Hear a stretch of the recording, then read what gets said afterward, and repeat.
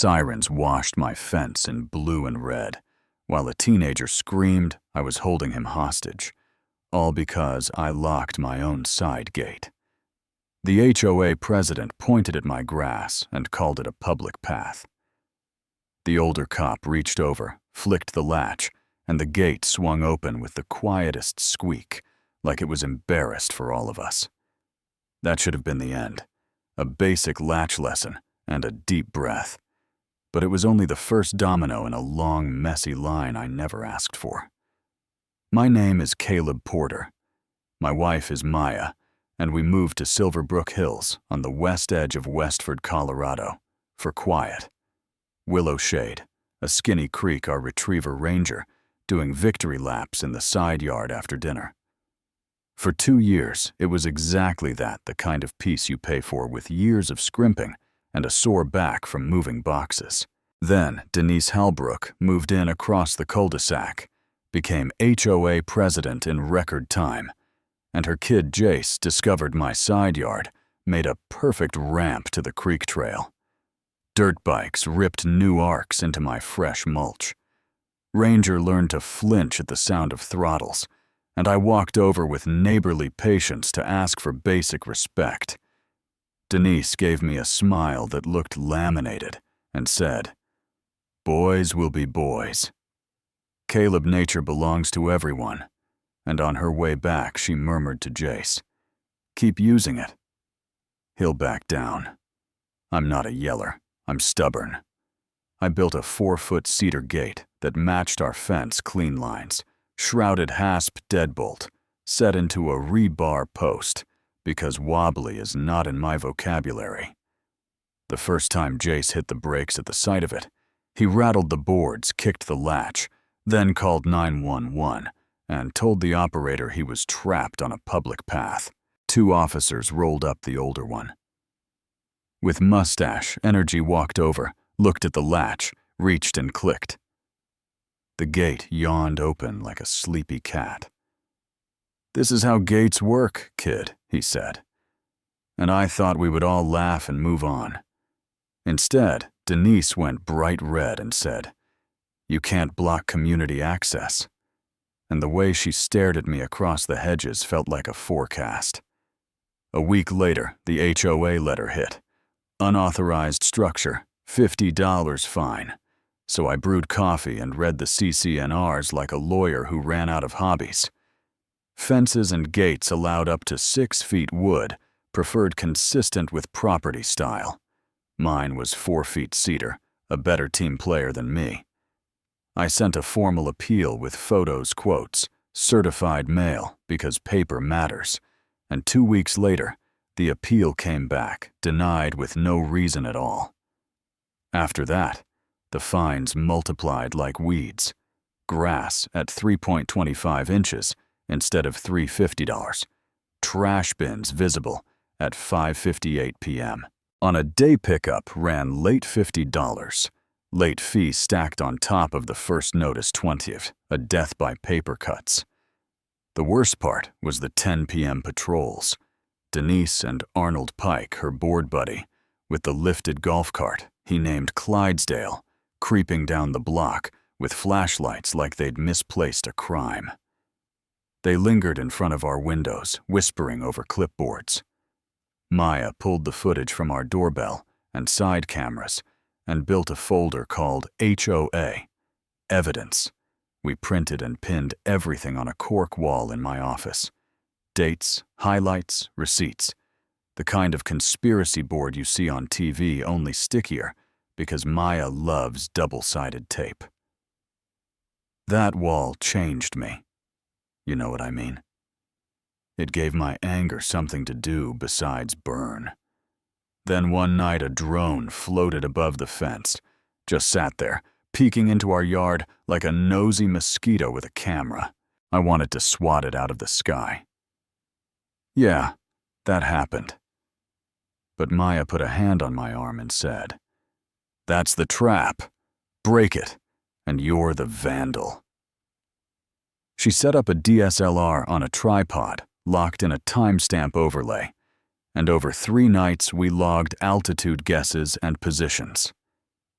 She caught the FAA registration microprint when the sunset hit just right, and we filed a police report and an FAA complaint with case numbers I mailed to the entire board, not accusing, just documenting. The drone disappeared like it realized lawyers now knew its name. Our neighbor, Mr. Ellison, dropped off lemon bars sharp enough to wake the dead, and while we winced, he told us he'd heard Jace brag about the drone at the park, said he could read plates from the air, so we added a new column to the wall titled Drone and pinned his note next to the stills. But the question in my chest kept tapping. Why the obsession? Why the fines? Why the 911 theater? It couldn't just be teenage shortcuts and a control habit. Maya filed a public records request with county planning because she likes reading what other people hope no one reads. And a week later, we were staring at a site plan that looked harmless until you saw the red corridor marching from a proposed footbridge straight to our cul-de-sac. The line cut directly across a parcel labeled like it belonged to the public, but in real life, that parcel is our grass, our gate, our dog's runway. Emails showed Denise writing from her HOA president account to a man named Victor Lane at Timberline Resorts, tossing around phrases like exclusive nature access, community improvement fund, administered by the association president, and, because the universe loves details, finder's consideration. I felt my stomach go cold, then hot. She wasn't protecting access. She was promising my side yard as a clean corridor to boost cabin rates and her own influence. 2 days after that revelation, a bright red final notice arrived. Remove unapproved structure within 48 hours, or the HOA would initiate lien proceedings, and the weather app promised a Saturday storm that sounded like trouble. We set every camera we owned. Maya hid a battery-powered trail cam in a birdhouse aimed at the gate, and just after midnight, the wind screamed. The porch light flickered, and the motion alert chirped. 2 hooded figures moved through the rain, one kneeling at the latch with bolt cutters that flashed under the security lamp. I stepped outside with my hands open. "Get away from my gate," I said. And Jace spun and shoved me hard. My feet slid on wet grass. I hit the lawn and tasted metal. Blue light splashed the yard, the same officers as the first time, and Denise ran out in a robe shouting, "He attacked my son! He set a trap!" And for a second, the young cop looked at me like I was the headline. Maya stood on the porch, holding her tablet like a lantern. "Officer, you need to see this, and so does she." Then she played the birdhouse cam, then Mr. Ellison's upstairs window view, then a neighbor's shaky phone clip with clean audio. 3 angles, same truth. Cutters shove me, keeping space. The officers cited the boys and took the tools as evidence. Denise stopped yelling and just stared at me like a ledger with a red number at the bottom. Winning that night didn't end the war, but it flipped the wind.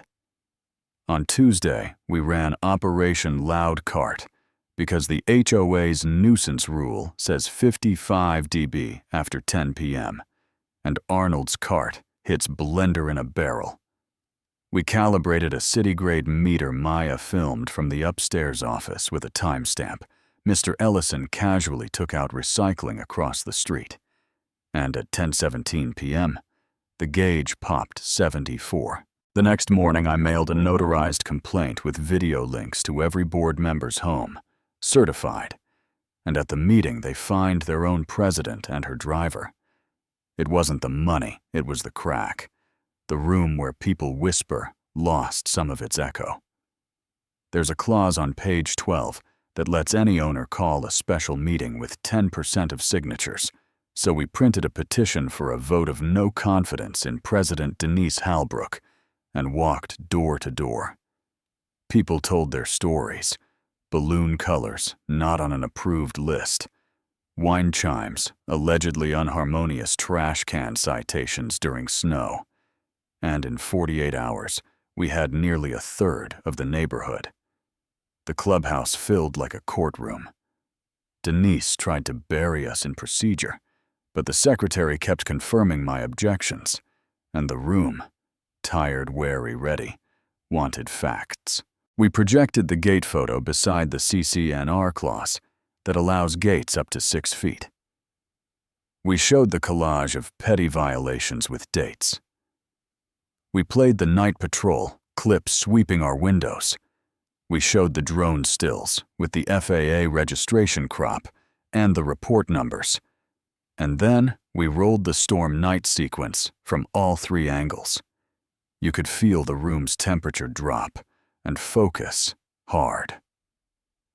Last slide, the site plan, that red corridor cutting across my lot, plus the plain language summary of the emails about exclusive access and the fund under presidential control.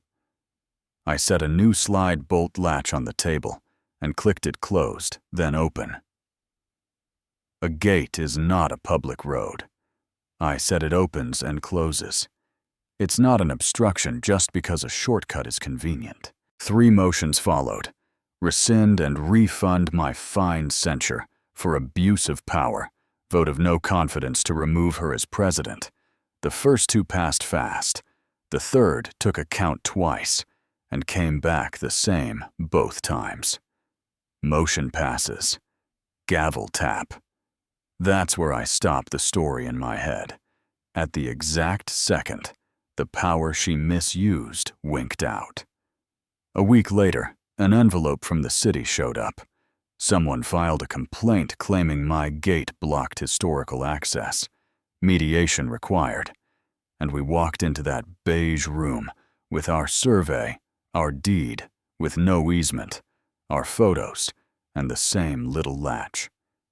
The mediator slid it shut, and Open looked at Denise without blinking, and said, "A gate is not a wall. This complaint has no merit." We shook hands, went home, and breathed like people who had been holding air for months. The new board refunded the fines and wrote a simple rule with us: respect the gate proof before penalty, warning before fine, and the street felt less tense, like a held cord, finally resolving. I keep thinking about the kid, though, and the shove, and the way an adult pointed him like a tool. So tell me what you think. Was I stubborn, or just holding a line anyone should hold? Where does community end and property begin? What would justice look like if it were your yard, your dog? You're quiet. Would you fight paper with paper, or move and let the next owner deal with it? Drop your take in the comments. Argue with me if you want. Share your own HOA wins or disasters. Hit like and subscribe. If true stories like this matter to you, and if you've got a second, tell me where you're listening from. I read them all, and somewhere when you type, you might hear it too. That soft little click when a latch closes and peace may be temporary, but real settles back over a yard you fought to keep.